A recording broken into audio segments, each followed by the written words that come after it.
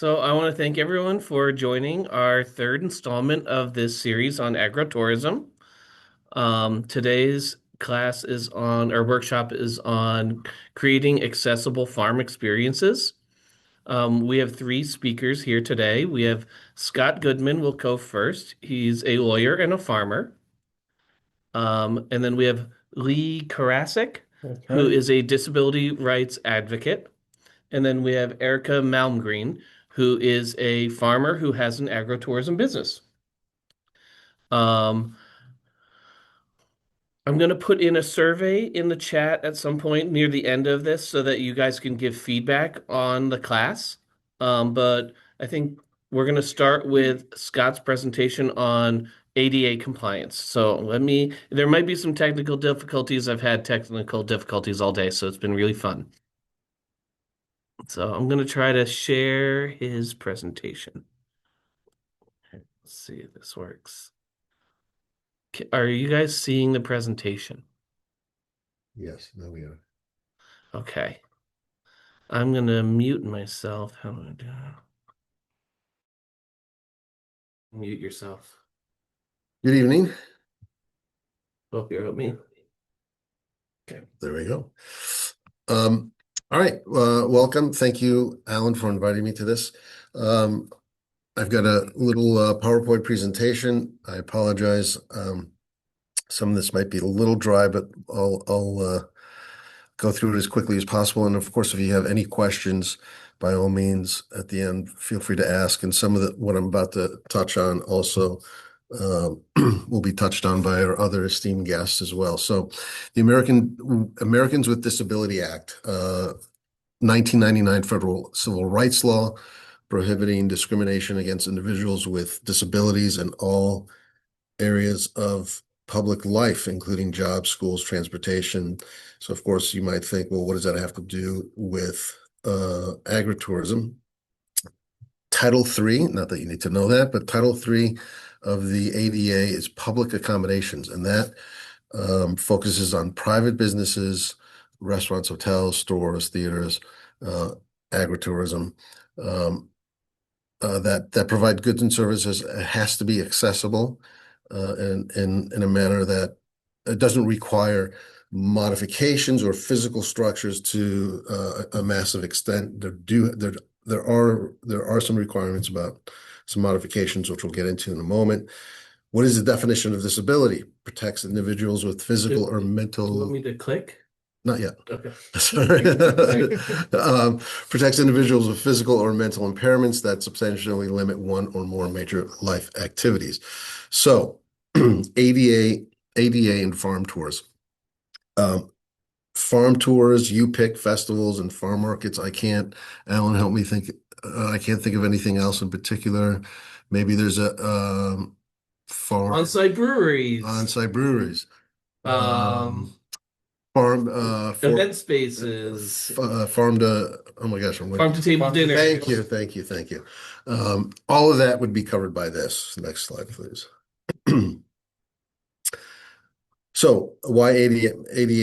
I want to say ADHD. I apologize if that comes up. Why ADA matters to farms.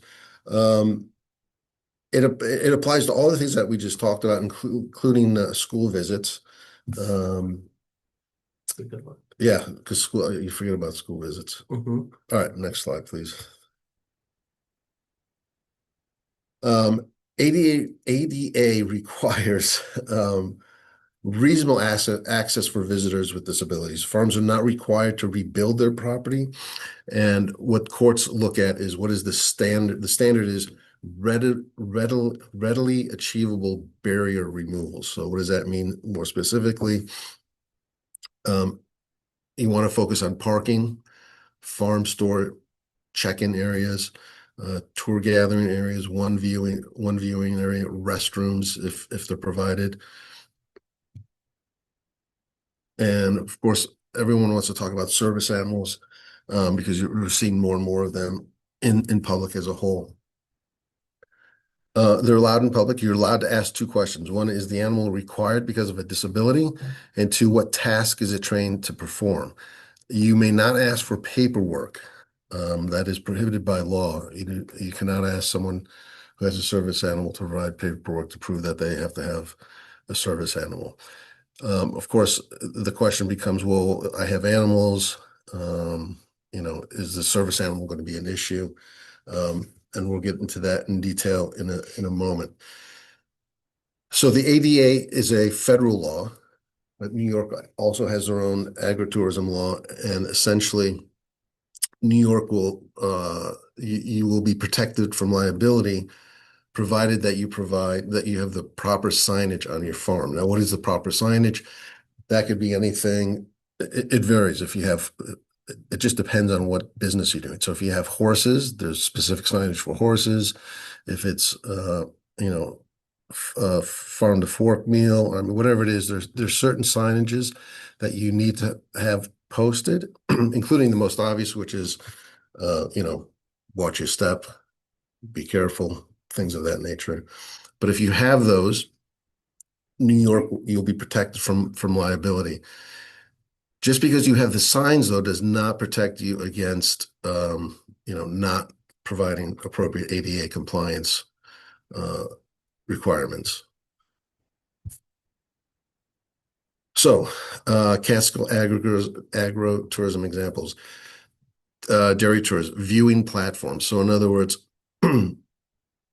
maybe somebody can't have access into, right next to the cows. Thank you.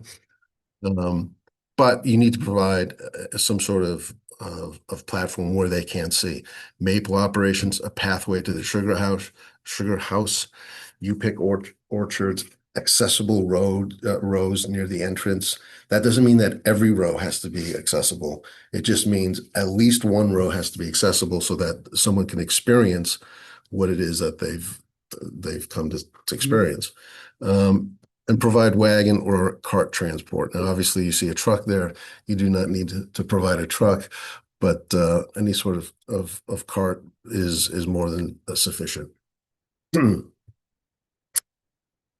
What inspectors, from the state or feds are looking for? Accessible parking. That is the easiest one, and as we'll talk about soon, the one that has the largest complaints filed about. Have a designated spot for handicap accessible as close to whatever the experience is as possible. It has to be and then have a pathway, have a stable path to the activity area. In other words, they're not going through mud. They're not going through a rocky pathway. It doesn't have to be paved, right? It doesn't have to be concrete. It could be crushed stone, but it has to be stable where someone like myself, who might be more abled, is not going to fall or worry about tripping on a rock. It has to be a smooth area. You should have service animal policies in place. And you should post those if you can, or if you have an event where the people who are coming in, send out some information ahead of time, reach out, find out if anyone is bringing any service animals, and it may not be an issue at all on your farm. Like I can imagine a U-pick, probably service animals are not a problem. If they're going on a dairy farm to do a dairy tour, that might be a problem. If you do have animals and you do have a right to keep service animals at a distance because of bio issues. I have alpacas, goats, sheep, chickens, and I'm a little over the top sometimes with other animals nearby. That's my own issue. Next one. Well, I'm sorry. Go ahead. I hope they can hear me. Sure. Don't alpacas and stuff attack dogs? Yes. Okay. So that's also for the safety of the service animal. Right. Yep. Okay. Yep. Sorry. No, they're good. All right, myths. ADA requires paving the whole farm. That is a myth. The reality is only reasonable access to the main experience is required. And when I say the main experience, so for example, People are coming onto the farm to have a dairy experience. That does not mean they have to have access to the sheep, right? People are coming on to go to the apple orchard. That does not mean that they have to have access to dairy, right? So whatever it is that you're promoting, they have to have access to that experience. Myth, ADA doesn't apply to farms open to the public. That is a myth. They do. If you are open to the public, if you're inviting people onto the farm, ADA is you have to comply with ADA laws. Top ADA complaint triggers, right? Tours without seating, no accessible parking, steps into the farm store. So in other words, you have to step up to get into the farm store as opposed to it being on a flat level plane. Narrow market aisles and service animal conflicts. All of these are easily fixable, for lack of a better expression, at a very low cost. Right? This is not, to provide accessible parking. It's not that difficult to do. Next. 5 low-cost ADA fixes, right? Add accessible parking, offer seating. And seating doesn't have to be a lounge chair. It could just be a simple folding chair. Provide cart transport. And no, it doesn't have to be a big truck like that. Provide a firm path. And if you're a large enough operation and you have staff, make sure you've trained the staff. And a lot of this, and I think Erica's going to touch on this, is just about smart business as well in terms of providing a great experience for all customers. Next slide. Handling the combination request, listen first, identify the barrier, offer a practical solution, communicate clearly, and if need be, document the interaction. Pretty simple and straightforward. ADA and uneven terrain. Gravel, packed dirt, and grass may be acceptable. Provide the most stable path possible to main visitor area. Again, you don't have to do it all over the farm, but if it is whatever the experience is supposed to be, you need to have even terrain. Hay rides and wagons. You don't need an elevator. Assist in the boarding, provide a step stool, and offer alternative viewing options. Always safety is the first thing. So if you for whatever reason, if it's going to be a little unsafe for someone to be on a hay wagon, offer them an alternative viewing option. Again, safety is first. All right, if someone mentions an ADA complaint, what do you need to do? First thing is always stay calm, right? No need to get it overly excited. Offer a solution, document the interaction, and review policies afterwards. That's lawyer talk. Questions farmers always ask about ADA service animals near livestock. We've touched upon that. Wheelchair access in orchards. The whole orchard doesn't have to be wheelchair accessible, but if what you're selling, what your focus is, what the experience is, you need to picking apples in the orchard, you have to have at least one row that's easily accessible. No mud or uneven terrain. Festivals. I don't know if anyone has large festivals that they have on their farm, but that has to be like a farmer's market. There has to be accessibility to the entire experience. Next slide. So the key takeaways, ADA does not mean you have to redesign your farm, right? It means helping visitors get from parking to the farm experience. That's the biggest takeaway you should have from what I've said, is make sure visitors get from parking to the farm experience without any difficulty. And my last slide, a good layout is parking, path to the farm store, tour area, viewing area. A bad layout, parking in a field with mud. You have to step up steps into a store, or the tour is unreachable. That's my story, and I'm sticking to it. Okay, now I have to undo this.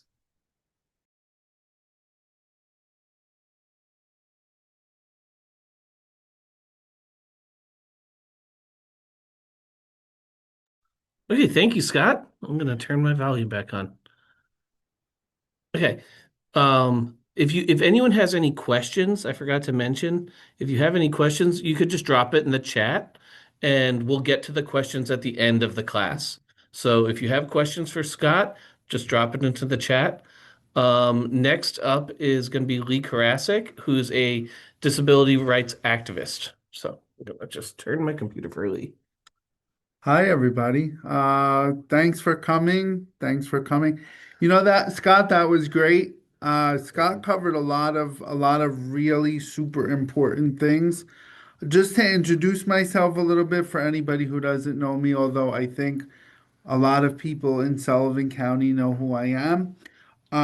But I'm Lee Karasik. I've lived in Sullivan County for all 38 years of my life, born with cerebral palsy, a mild form of CP. And I utilize a walker and a scooter to get around for mobility reasons. Um, and so accessibility and inclusion is super, super important to me, not only because I like to see the world around me, but also because I have a 5, a 3, and a 2-year old who love to do the same thing. And so we like to be out and about. We like to go to farms in the summertime and go to all the U-picks and pick pumpkins in the fall and pick apples in the fall. And what ends up happening is occasionally we'll get to a farm and we get to the farm and it's not really accessible for somebody like myself who utilizes a scooter, like I said, to get around. So what Scott covered was really phenomenal. You know, we just need a little bit of accessibility in order to have a great time. Um, it doesn't have to be like you don't have to make these extravagant changes to your farm or to your space. We were talking before the presentation today, and I said, I'm gonna mention to everybody on the session that I challenge you to really use a wheelchair. Maybe buy a wheelchair. I mean, that could be something for emergency purposes that you have on your farm. Buy a wheelchair and use it and see what it's like to get around on the farm. Is it easy for you? Are there challenges? Are there things that you think need to be changed? Can you get into the bathroom in that wheelchair? Do you have a bathroom, right? I'm not sure if restrooms are required, but do you have an accessible bathroom? Do you know what it means to have an accessible bathroom? Are there grab bars in the bathrooms that are to appropriate heights? Just take a little time and utilize the chair and really see what it looks like to experience life sort of from this height. Um, Most times people don't understand what it feels like unless you've experienced living life from a seated position. And not everyone with a varying ability does it from a seated position, right? Some of us use walkers and canes, and there are other varying abilities that we can't see on the outside. I just think that it's super, super important to take all these things into consideration when you're planning your events. I know that Scott also mentioned, you know, gravel and things of that nature. It's not always easy to, maneuver on gravel, especially when there's really big rocks in places. I've actually tipped my scooter over on more than one occasion because the size of the gravel was not really appropriate. So again, that's something to take into consideration while you're traveling in your chair for that, 24-hour time period or that little bit of time while you're living in my shoes. So uh, I think that those are my big takeaways, right? To really spend time in a chair, um, see what it's like for you as an able-bodied person, and also realize that by making these changes, you're opening your farms up to a whole nother group of people who may have never had the opportunity to visit a farm, right? They may have not ever had an opportunity to do a U-pick or to go and pick a pumpkin or to go pick an apple from an apple tree. By making these accommodations, by making these changes, you're able to say, wow, come check out our farm. It's accessible, right? It's accessible. We're here to help. And folks appreciate that. I appreciate that when I see that places are accessible and I don't have to worry about how I'm going to get around or, what have you. So um, keep that in mind when you're planning your events, that accessibility matters and inclusion matters. And, you know, you all are doing great things by making the changes. So thank you. Thank you, Lee. I have one. I know I told everyone to hold their questions, but I have one question. Um, have you been to the Hurleyville Rail Trail or any of the rail trails? So I actually love the Hurleyville Rail Trail.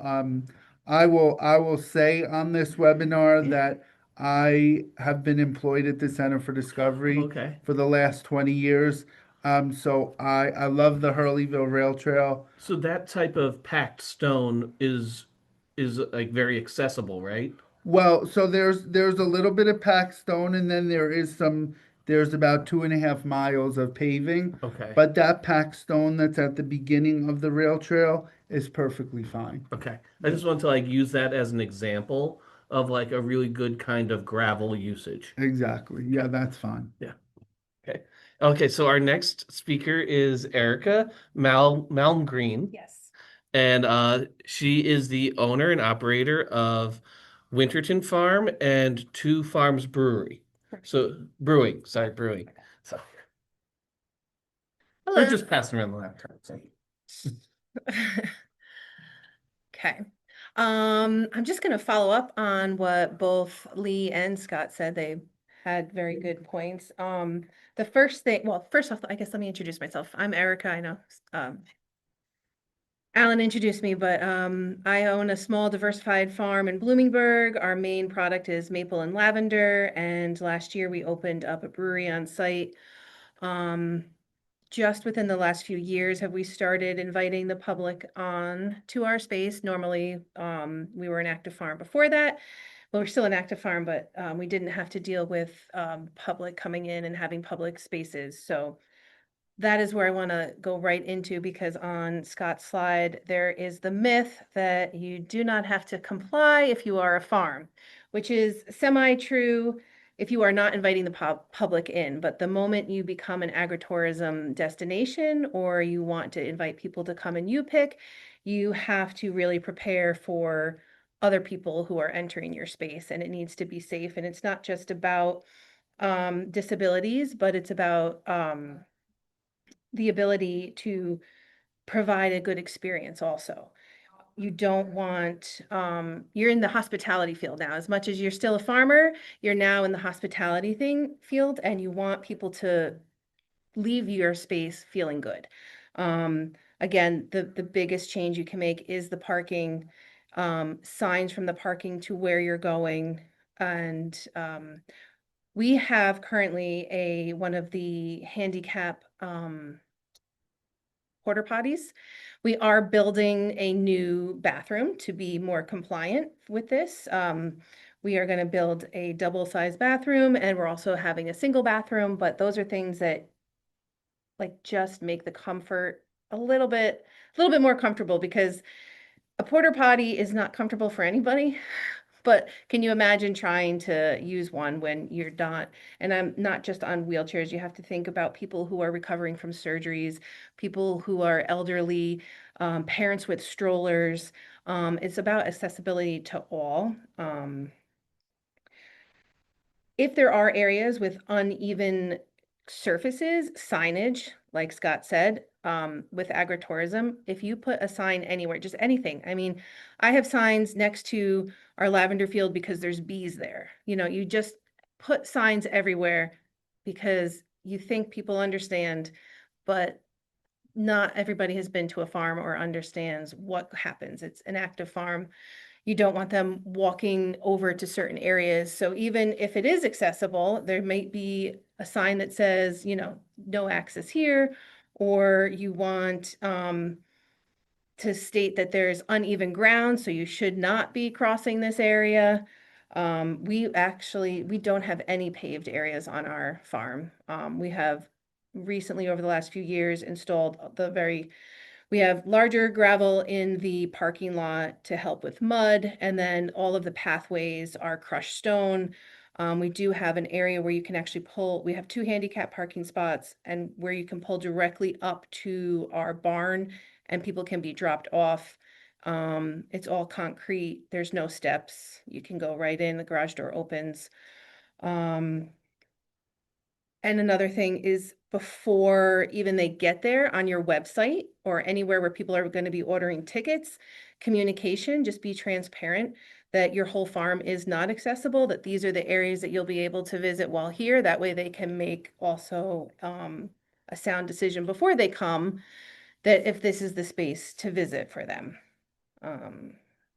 That's really all I have. Yeah, I mean, I love that point of communication being one of the prime things Yeah, is when someone comes to a farm and doesn't realize that things aren't accessible yeah, is where the problems happen. So a lot of times it's about being very transparent. yes, yeah, And I'll just say I love that to sort of go off that. I love that if I go to your website, I can actually see what I can do, you know, before I get Yeah. there, so that it's not like oh, we traveled all this way and now it's a disappointment, Yeah. right? I'm prepared before I get there, so Yeah. that's Yeah, expectations should meet the reality. Yeah. correct. Yeah. So I want to, and I just really appreciate everyone who came out tonight and participated and watched. And I want to thank my speakers as well. Thank you. Thank Thank you. you.